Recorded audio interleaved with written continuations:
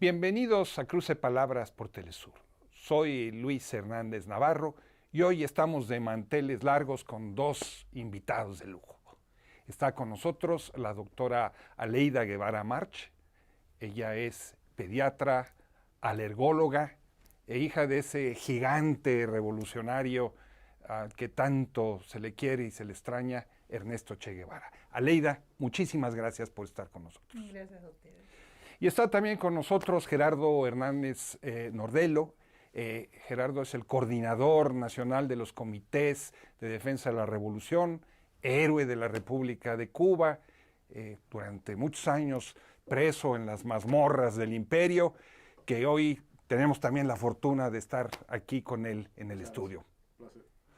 Aleida, Gerardo, hemos visto en los grandes medios internacionales una situación de Cuba en donde parece que el país se cae, el régimen no tiene ningún apoyo, salen 3 personas a la calle, ahí están los medios de comunicación internacionales registrando sus gritos, y luego vemos el malecón lleno de multitudes el 1 de mayo.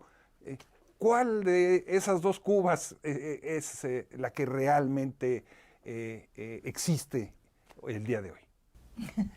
Yo creo que coinciden, porque la verdadera Cuba es la de un pueblo que tiene muchas necesidades reales, pero una gran voluntad de vida, una gran voluntad de seguir adelante, de construir algo hermoso y perfeccionarlo, porque una revolución no es estática, una revolución siempre está en movimiento. Y nosotros tenemos muchas cosas que superar, muchas cosas que mejorar, como un proceso humano que somos.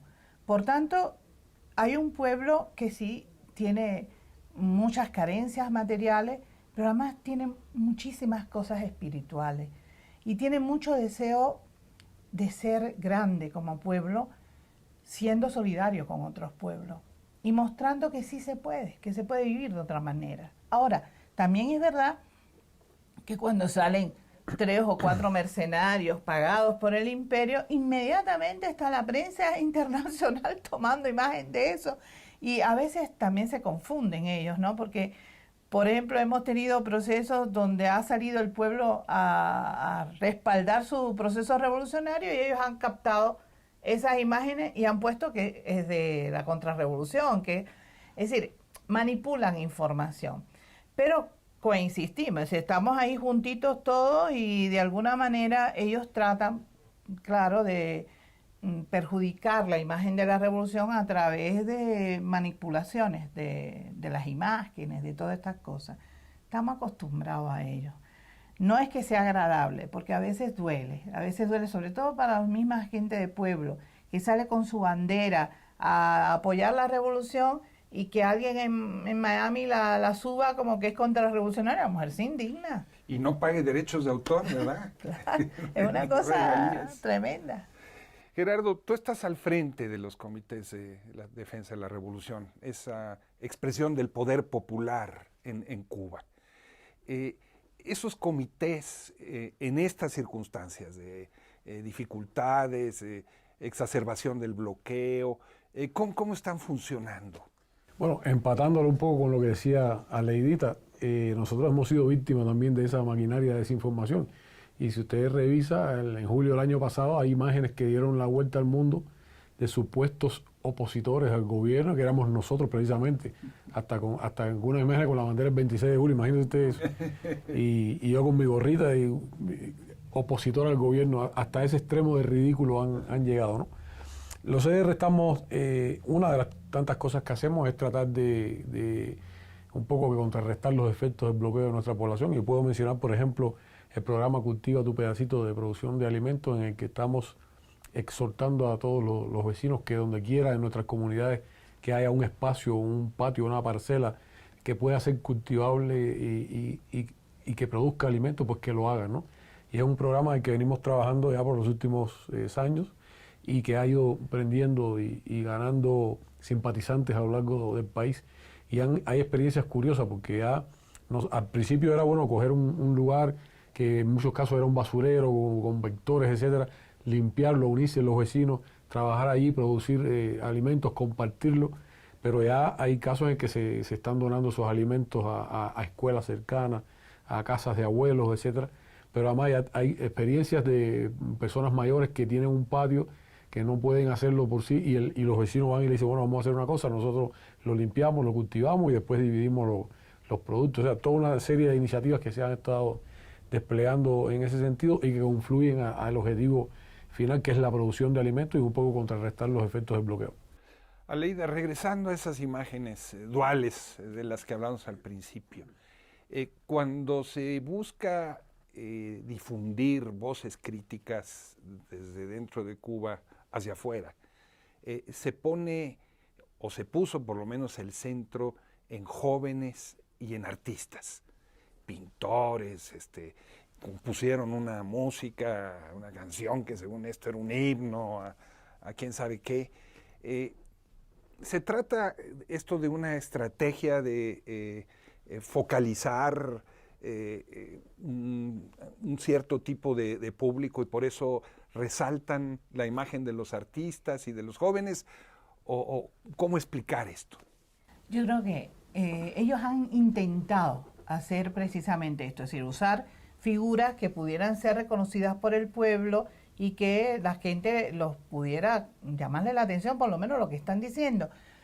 Pero hasta en eso han tenido muy mala pata, porque han buscado personajes que son prácticamente desconocidos para la población y gente que de forma muy grotesca hacen cosas, dicen cosas que al pueblo eso lo hace reaccionar. Por ejemplo, alguien que se pare y diga, sí, que venga la intervención, que ¿cómo?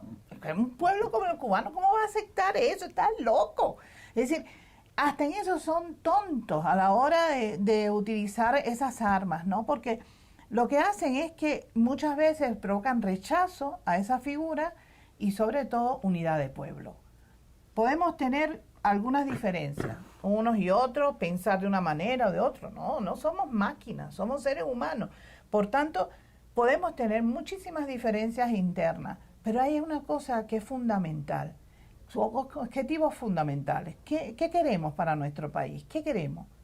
Yo nací ya con una revolución. A mí nadie me hace doblar la cabeza, nadie. Y yo cuando me han dicho, en una balanza usted pondría sus hijas y la revolución. Yo digo la revolución, porque amo a mis hijas y yo quiero que ellas vivan con la misma dignidad con que he vivido yo. Entonces necesitan de la revolución. Ese tipo de cosas hace que la gente cuando ve esos proyectos de artistas, porque a veces son no sé, no quiero insultar a nadie, pero es que hay cosas de verdad que me molestan mucho. Yo tengo sangre negra, así, puedo ser muy blanca, pero mis raíces culturales son afro. Caribeñas. Sí, y hay cosas que me molestan. Por ejemplo, que una persona, una mujer, diga que ella es descendiente de Maceo, por ejemplo, y vendida a los intereses de Estados Unidos. ¿Cómo le va a faltar respeto a Maceo? A mí, Maceo. No, hombre, no, ¿qué cosa es eso? Me indigna. Y eso pasa con muchos cubanos también. La gran mayoría de nuestro pueblo reacciona con mucha pasión ante lo que hemos logrado, con mucho sacrificio durante tanto tiempo, para que ahora vengan gente banales, sin principios, sin ideología ninguna, a tratar de manipular una situación. No, nosotros no podemos permitir eso de ninguna manera. No es justo. No es justo. Gerardo, la isla ha vivido mucho tiempo en su economía en parte del turismo. El turismo se convirtió en una actividad fundamental y vino la pandemia y hubo que cerrar la isla y prácticamente desaparecer esa actividad económica. ¿Cómo le han hecho para sobrevivir sin esos ingresos y sin esa actividad de la que vivía tanta gente? Bueno, nosotros solemos decir que no es fácil, pero no es solo no es fácil, sino que es extremadamente difícil cuando alguien tiene la responsabilidad de echar adelante un país y los recursos con que se cuentan son limitados. A veces, por ejemplo, nosotros los CR estamos trabajando en respuesta a un llamado de nuestro presidente, poniéndole corazón a los barrios y trabajo en barrios que se nos había atrasado un poco precisamente por la carencia de recursos. Y a veces cuando uno saca cuenta, bueno, hay que arreglar 10 calles y materialmente el asfalto que hay solo da para 4. Y cualquiera diría, güey, pero 10 calles, eso es fácil, pero cuando el asfalto se produce con petróleo, y el petróleo lleva dinero, y entonces entra a jugar el bloqueo, y el tema de los barcos y las sanciones es extremadamente complejo, algo que quizás para otros países les resulte bastante sencillo. En Cuba todo se complica y todo pasa por el brutal bloqueo al que nos tienen sometido por más de medio siglo. Y todo se complejiza realmente. Es un esfuerzo extraordinario que el pueblo cubano está haciendo para sobrevivir y para seguir adelante, porque eso hay que señalarlo. No nos detenemos en nuestros planes de continuar mejorando la calidad de vida de los cubanos y continuar adelante con nuestro proyecto. Aleida, ¿tú eres médico o médica? Igual. Es que... A ver, yo nací en una revolución donde la mujer es respetada en igualdad de condiciones. Por tanto, no me importa la letra que usen, porque yo sé cuáles son mis derechos y cuál es mi lugar en la vida, ¿no? Entonces, me da igual, médico, médica, como quieras. Perfecto. Y lo que hemos visto en el marco de la pandemia, ya venía desde antes, son otros héroes integrantes de la brigada Henry Reeve. Yendo a países como Italia, del primer mundo, a atender enfermos de COVID, viniendo a México, moviéndose a los lugares más alejados. A pesar de las carencias y a pesar del bloqueo, ¿cómo explicarnos un fenómeno de esta naturaleza? Eso se llama educación de pueblo. Es decir, desde que somos pequeñitos, a nosotros nos han enseñado que la solidaridad es quizás lo más lindo del ser humano, ¿no? Porque no es dar lo que te sobra, es compartir lo que tenemos. Y eso te hace crecer como ser humano. Yo pienso que los médicos nuestros en general están muy orgullosos de poder hacer estas actividades. Pero además aprendemos, fíjate. No es solamente lo que damos, sino también lo que recibimos. Recibimos mucho amor de pueblo, que eso para nosotros es fundamental. Pero también conocimientos ancestrales. Pues, desgraciadamente, nuestra población autóctona desapareció muy rápidamente con la colonización española y entonces somos más afro por la fuerza de la población africana. Pero cuando tú vienes, por ejemplo, a América Latina, que contactas con poblaciones autóctonas y los conoces y aprendes de ellos su sabiduría ancestral, sus medicamentos, cómo utilizan la naturaleza, cómo respetan la tierra, eso te llena de una fuerza tremenda, porque tú te das cuenta entonces de lo mucho que puedes aprender. Entonces el pueblo cubano, con su educación social en este sentido, pues da con sacrificio un hijo o una hija que va a cualquier parte del mundo, pero también sabe que ese hijo y esa hija va a regresar con mayor sabiduría, pero sobre todo mejor ser humano. Y eso nos hace crecer como pueblo. Entonces, de alguna manera, eso fortalece a la revolución también. Porque, por ejemplo, a mí me permite ir a Nicaragua siendo muy jovencita. Estaba en el último año de la carrera de medicina. El comandante en jefe Fidel Castro habla con nosotros y nos dice, a ver, ¿quiénes quieren ir a hacer el internado internacionalista a Nicaragua? Y muchos dimos el paso al frente. Fuimos un grupo grande.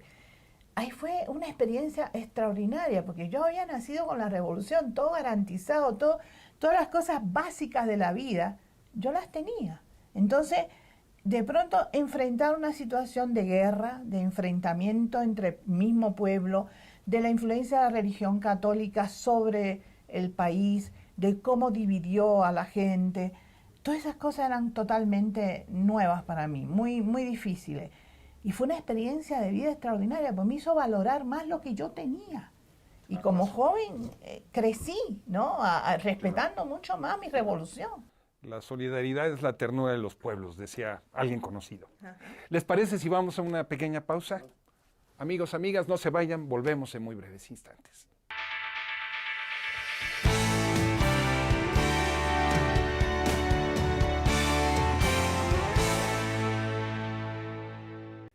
Estamos ya de vuelta en este cruce de palabras, conversando sobre Cuba hoy, con dos invitados de lujo. la doctora Aleida Guevara March y Gerardo Hernández Nordelo. Gerardo, tú eres un héroe. Tú te infiltraste en las filas de los terroristas que querían atentar en contra de tu país y en contra de la humanidad. Pagaste con la cárcel por esa hazaña. ¿Valió la pena hoy que estás de regreso en tu país? Bueno, tenemos el título de héroe de la República de Cuba, pero obviamente no nos consideramos héroes, somos ciudadanos normales y comunes a quienes se les presentó una disyuntiva en la vida, asumir una misión, defender a nuestro pueblo y cumplimos con esa responsabilidad. Pero lo hubieran hecho igual miles de cubanos, que de hecho lo han hecho en otros lugares y de otras maneras y han estado, como se sabe, hasta en guerras, defendiendo la libertad de otros países. Fue una misión que era necesaria porque hace un rato se hablaba de las más recientes agresiones mediáticas y que consisten en la tergiversación de la realidad de Cuba, pero las agresiones contra la revolución comenzaron incluso antes del triunfo de la revolución. Y el imperialismo no ha desistido en su empeño de destruir nuestro proceso revolucionario. Y parte o una modalidad de esas agresiones son las terroristas, ¿no? Desde Florida, particularmente desde Florida, durante muchos años con total impunidad estuvieron actuando elementos terroristas y Cuba tuvo la necesidad de enviar a un grupo de personas allá a infiltrar esas organizaciones y enviar la información hacia nuestro país, precisamente con el objetivo de impedir esos actos. Nos arrestaron, cumplí 16 años en prisiones de Estados Unidos, con 3 meses y 4 días, siempre lo digo. Y si tuviera que hacerlo otra vez, lo haría siempre y cuando exista la necesidad y esas personas sigan contando con la impunidad con la que han contado, que hay que decirlo, el imperialismo no solo armó, financió elementos de este tipo para actuar en contra de Cuba, sino que al mismo tiempo también a lo largo de los años miraron hacia otro lado cuando hechos violentos eran cometidos en contra de nuestro país. Por lo tanto, Cuba tiene el legítimo derecho de defenderse. Aleida, estas paradojas que se sigue viviendo alrededor de la Revolución Cubana. Se acaba de efectuar la Feria Internacional del Libro ahí en La Habana. Entiendo que va a seguir su recorrido por otras ciudades. Pero de repente uno se entera de que en esa feria se distribuyeron 1 millón de libros, ¿no? En un país bloqueado, cercado. ¿Cómo es posible que se distribuyan 1 millón de libros? No, lo que es peor todavía es que nos parece poco. Eso es la cuestión, porque al pueblo le gusta leer. Si es un pueblo que de todos estos años de revolución, el hábito de lectura se hizo firme, ¿no? Y la gente guarda su dinerito para la feria del libro, para poder comprar unos cuantos libros y poder leer el año, ¿no? Entonces, es una cosa impresionante ese movimiento popular que se arma ahí en la feria y es hermoso, es hermoso. Hay que hacer un esfuerzo extraordinario. El Estado cubano sabe que al pueblo eso le da placer. Entonces, por todos los medios trata de buscar los recursos para poder hacer los libros, a veces con cosas muy modestas, es decir, con un papel que no es el mejor, que no va a durar mucho. Ese tipo de cosas es cierto. Y ahora también ya estamos usando mucho más la tecnología y los libros en digital. Pero no es lo mismo. Es decir, para el pueblo cubano le gusta mucho la cosa de la hoja, del papel, de tenerlo ahí contigo, ¿no? En la mesita de noche, ese tipo de cosas. Hay que ir educando. Mira, mi mamá tiene más de 80 años, no voy a decir el cual porque me mata, pero ahora está leyendo digital, porque no le llegan todos los libros que ella quisiera, entonces está leyendo digital. Pero de verdad esto es lo que habla de un Estado, de un gobierno que se preocupa por el bienestar de su gente. Si tú sabes que eso le da placer a tu pueblo, entonces sacrifican algunas otras cosas para poder tener una feria de libros que valga la pena, ¿no? Y ya te digo, de todas maneras a nosotros nos parece poco, porque nos gustaría tener muchos más libros y que sobre todo los jóvenes puedan adquirirlo económicamente. Esta feria fue un poco cara, porque claro, venían muchas cosas importadas, ¿no? Y bueno, fue un poco cara para el bolsillo normal del cubano. Pero así todo, un montón de personas fueron y compraron sus cosas. Y es lindo, es un espectáculo, de verdad, ver a la gente con esa ansiedad de saber, ¿no? De leer. Eso es... O sea, son libros que no están en las estanterías, son libros que pasan por la vista, por las manos, que circulan. Sí, es tremendo. Y eso que también hemos sacado libros que ya no tienen la misma circulación, ¿no? Pero como es feria, pues se sacan también. Pero así todo, la gente va y, este o lo otro, y comparte, y dice, bueno, mira, yo compro este, tú compras el otro, después nos los pasamos, ese tipo de cosas. Pero es interesante ver a todo un pueblo ahorrando para ese momento, para poder adquirir los libros. Es una sensación que te da de plenitud, ¿no? De que sí se puede, sí podemos. Gerardo, ¿se vislumbra en el futuro un cambio en los términos del bloqueo? Bueno, todo tiene relación con lo que hemos estado hablando, ¿no? Este recrudecimiento de las agresiones mediáticas, por llamarlo de alguna manera, contra Cuba y también del bloqueo. Porque hay que decirlo, en medio de la pandemia fueron más de 200 nuevas medidas fortaleciendo el bloqueo contra nuestro pueblo. Y eso responde a que el imperialismo tiene las esperanzas de que la revolución cubana esté en sus últimos tiempos.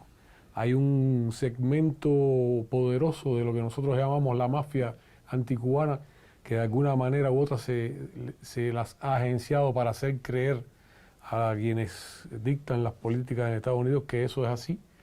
De ahí las muestras de desesperación que han estado ofreciendo, que han estado mostrando, valga la redundancia, y por ejemplo el 15 de noviembre, que pensaban, que dijeron, que anunciaron que el pueblo se lanzaría masivamente a las calles, no pasó absolutamente nada, porque hay que decirlo, ellos dicen sus mentiras tantas veces que terminan a veces ilusionándose con que sea verdad. Pero el hecho es que cuando una administración demócrata asume la presidencia, además una persona que fue vicepresidente de la administración que comenzó, digamos que un rumbo más lógico, más racional en las relaciones entre ambos países, se suponía que se retomara algo de aquellas políticas más racionales, y ha sido todo lo contrario. Y en mi opinión personal pienso que tiene mucho que ver con lo que ese segmento que ha vivido siempre del odio entre los dos países ha hecho creer, ¿no? Y que no, ahora no se puede aflojar las relaciones, ahora no se pueden mejorar las relaciones, porque puede que estén ya en sus últimos tiempos, etcétera. O sea, una cosa se relaciona con la otra, ¿no?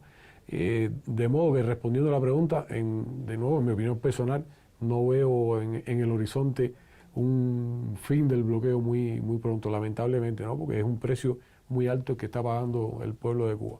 Pero algún día, bueno, el pueblo de Cuba y el pueblo de Estados Unidos también, porque hay que decirlo, es el país que presume de ser el más libre del mundo. Sin embargo, un ciudadano norteamericano no puede comprar el mejor tabaco del mundo y fumárselo, o no puede comprar una botella de ron y tomársela, de ron cubano, o no puede viajar a 90 millas a hacer turismo como puede hacer en otro lugar del mundo.